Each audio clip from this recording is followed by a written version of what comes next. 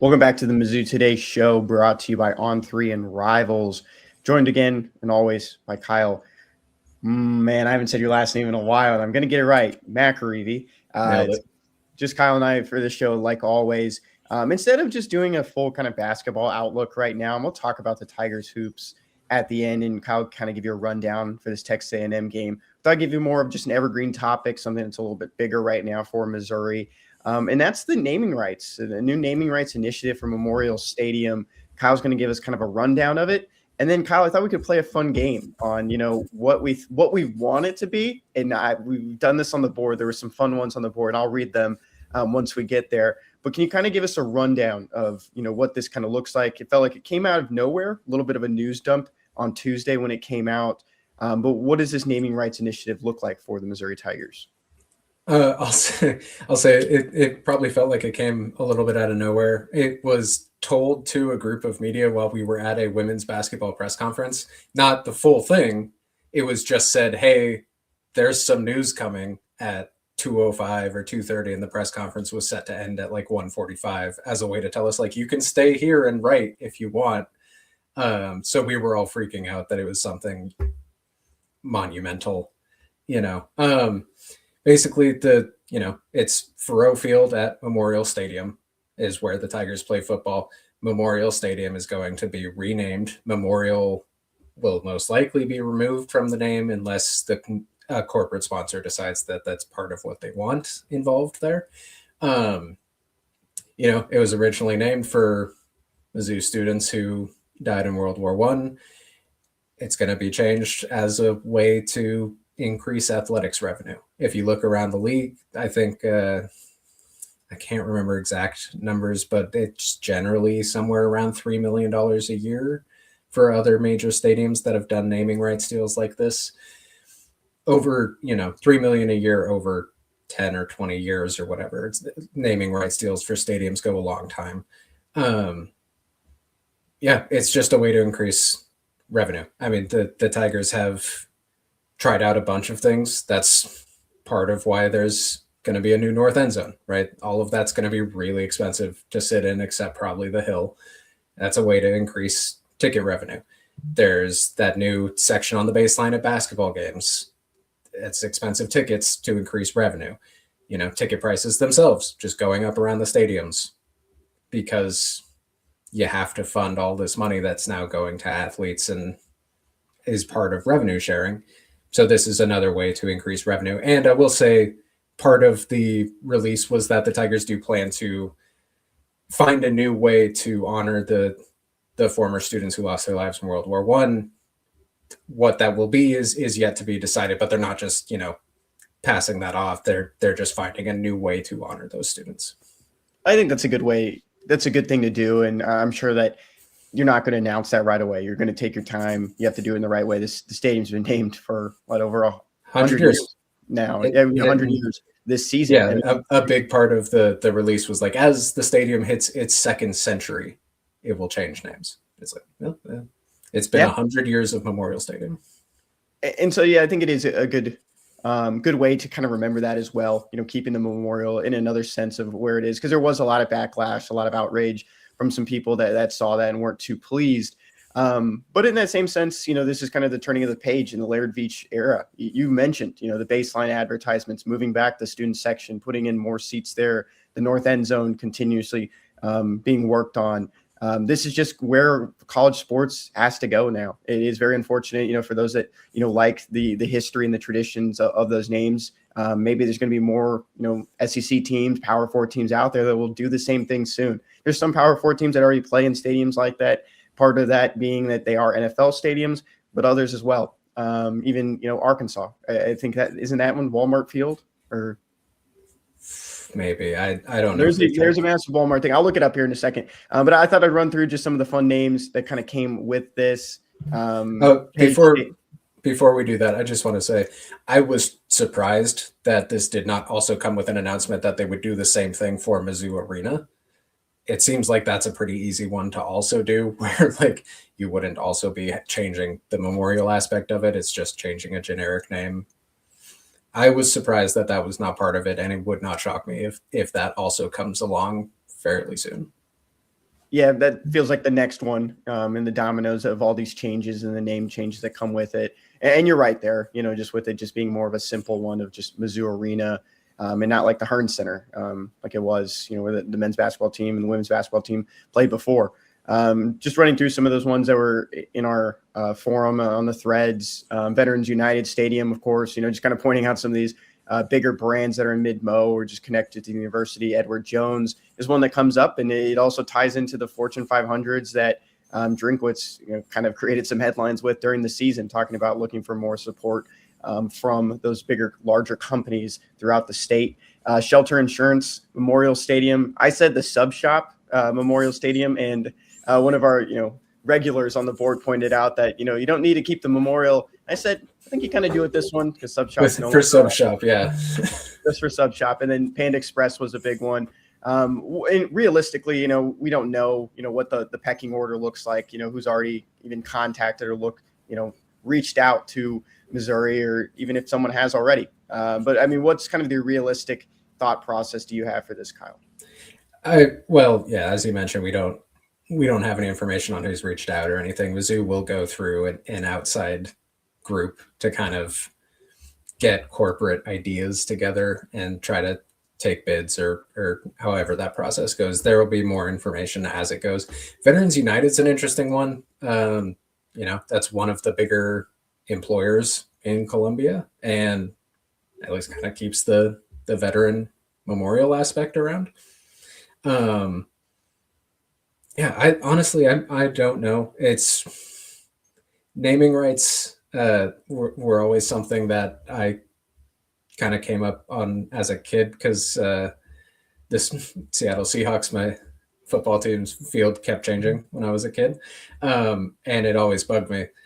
And so it's the name of the stadium has never been something that's really connected with me for anything, and it's just gonna change over time when those deals come up. And the other thing that's important to mention, it's still going to be Faurot Field at whatever stadium, right? So people, at least as long as I've been here, I've never heard someone really call it Memorial Stadium. They always just say Faurot.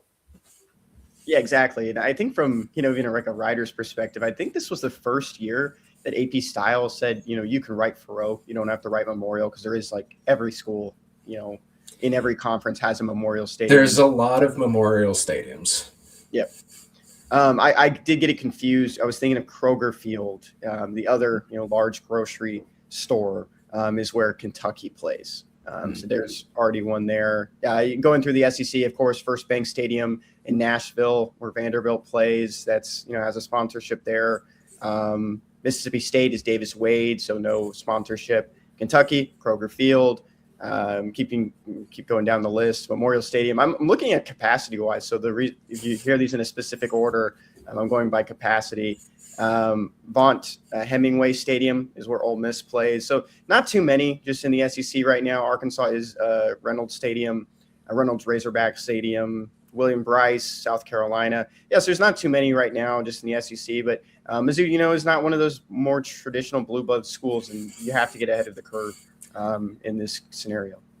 Yeah, Mizzou's been generally pretty good since the implementation of NIL, of being ahead of the curve on certain things, and I think this is probably one of them. I think most of those names will end up changing across the next 10 years, maybe, except you'll keep the absolute historic ones, the major blue bloods won't change, but those schools have all the athletic revenue that they need, right? Like that, you don't need to change Ohio State or Michigan or Alabama, because all of those schools are bringing in enough money to do rev share and do all this other stuff.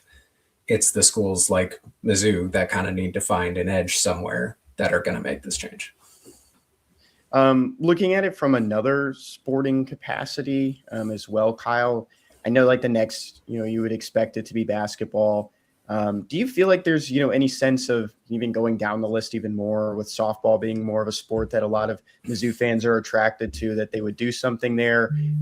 To me, it feels more like, when you get down to some of those lower ones, you are taking a lot of donations from alumni, and sometimes you put, a name on there as well. I mean, was there any talk about that in what you've been hearing? I mean, didn't Taylor Stadium had something that had to do with a fraternity last year where they took some money from a fraternity and like hung up their letters. Like it wasn't an official change or anything, but it's just something that happens. I haven't heard anything specific, but why not? Why not change the softball stadium? Taylor Stadium, there's at least some history to the name there. The soccer field is, I think, named after the biggest donor. It was one of the Waltons. But sometimes you get those stadium names that are just this person donated however much money. Why is that different?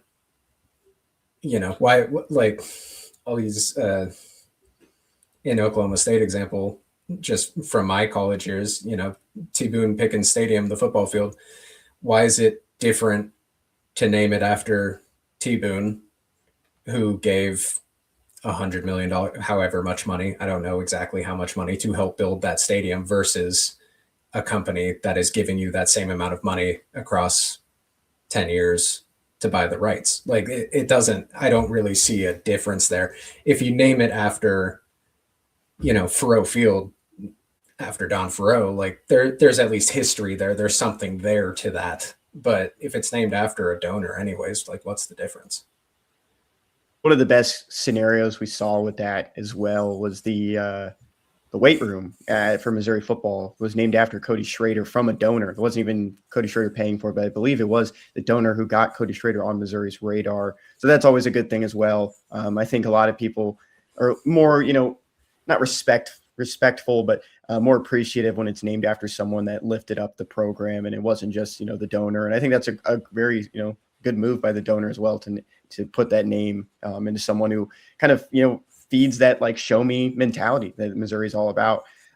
Any final thoughts with that stuff, Kyle? I know it's a lot more fun to point out the brands and the companies that are connected to Missouri, connected to the university in different ways. For those that don't know, we said Panda Express because the creator Panda Express went to the University of Missouri, i.e. look at the student center, and there's a large Panda Express in the heart of it now. But other than that, I think there's going to be, other, brands and companies that might not be as closely associated with the university. They might be in that pool, but any final thoughts there?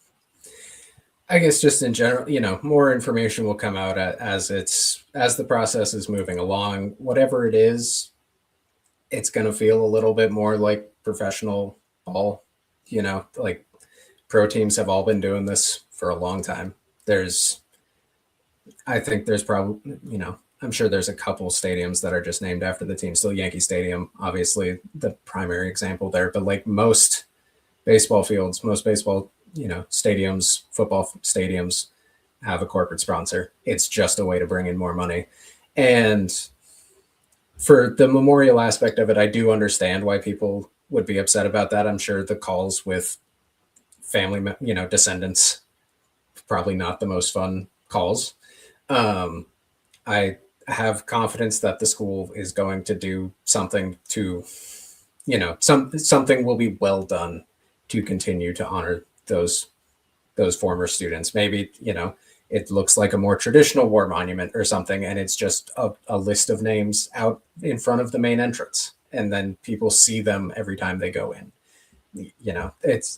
There's a lot of different options there to still properly honor those former Mizzou students, while also increasing the athletic revenue so that the team you're putting on the field has a better chance of success. And I'm not, breaking any news here or anything like that, but more than ever, this sport is becoming more professional, and it is making more money. It has more eyes on it. The more you can squeeze out dollars, that's, what the program is looking for. More money means more opportunities. You get the better players. I mean, it just trickles down. It makes all the sense in the world that they're finally trying to do this. And if there's more updates down the road, I'm sure Kyle will have the coverage for you. And if anything really big comes of it, and we finally get that name in the coming weeks, months, whatever it may be, there's no timeline on it. Then we'll discuss it as well, because that will be a big one. I mean, you're going to be every time you write a story, Kyle is going to have a sponsorship in there when you say where the game happened. And judging off how I wrote about bowl games, I love to put sponsors in my stories. Yep. The Tag Slayer Gator Bowl. Never forget it.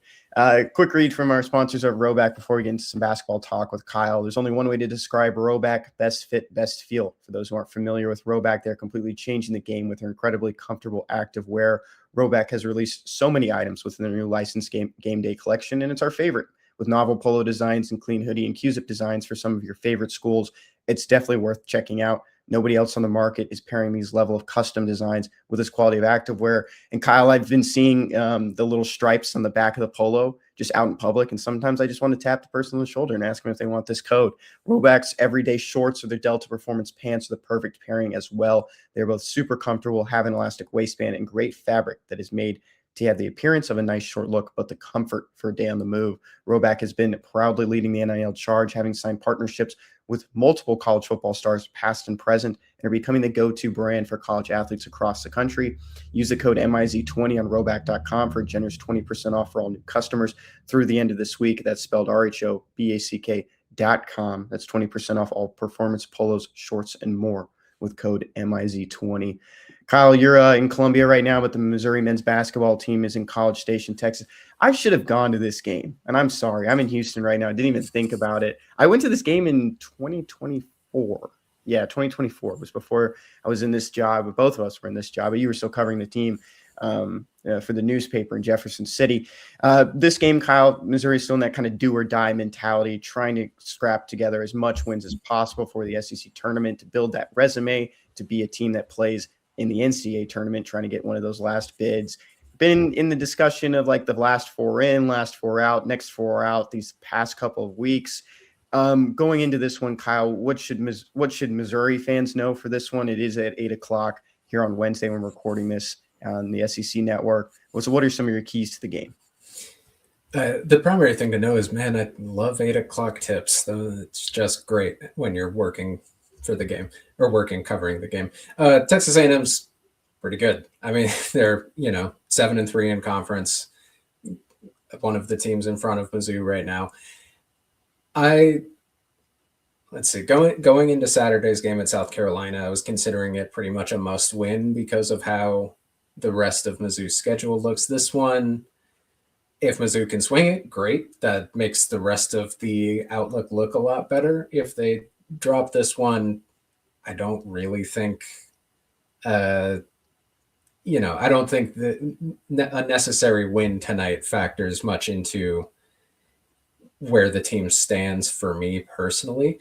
An important thing is continuing what we saw Saturday, which is actually putting out a good performance on the road. That was a major thing going into Saturday's game at South Carolina. Was Mizzou had put out basically one legitimately good performance away from Mizzou Arena, and that was against Kentucky, which excellent win, getting better all the time. Same with Florida. And the Tigers really needed to do better on the road. There are still some very tough road games left, including tonight. So I don't think a win is absolutely necessary, but I think showing that they're able to perform against good teams away from home is probably my key to the game. It can't look like Alabama again.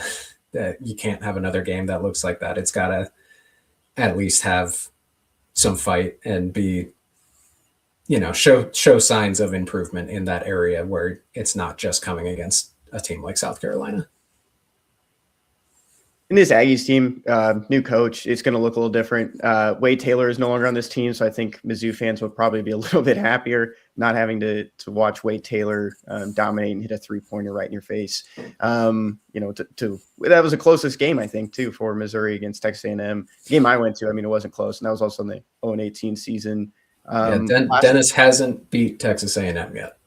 Yep, last 5 meetings all in favor of the Aggies. Last time Missouri beat Texas A&M, and it was on the road, 70-66 in the 2021-2022 season under Conzo Martin. Any other just final thoughts? Football, basketball, anything else going on for you, Kyle? No, just kind of starting to kick into spring sports a little bit. I did a defining success story for both softball and baseball for Between the Columns this week.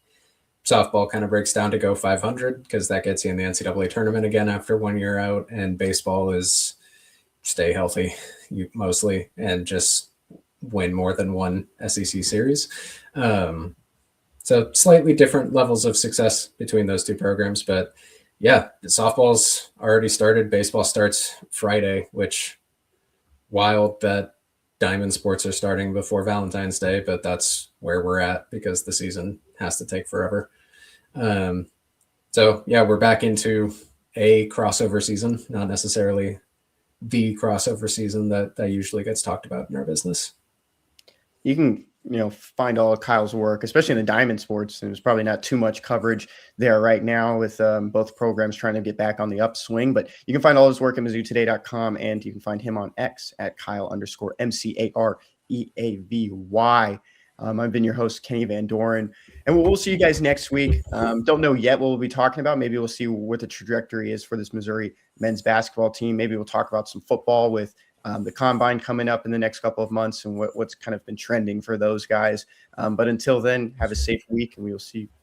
I'll throw in, you mentioned the combine. I almost forgot. We found out 6 Tigers are invited to the combine today. So it's Toriano Pride, Zion Young, Chris McClellan, Kevin Coleman, Keegan Trost, and I feel bad. Give me 2 seconds. But it's good for those guys. Josiah Trotter. Thank you. That should have been obvious.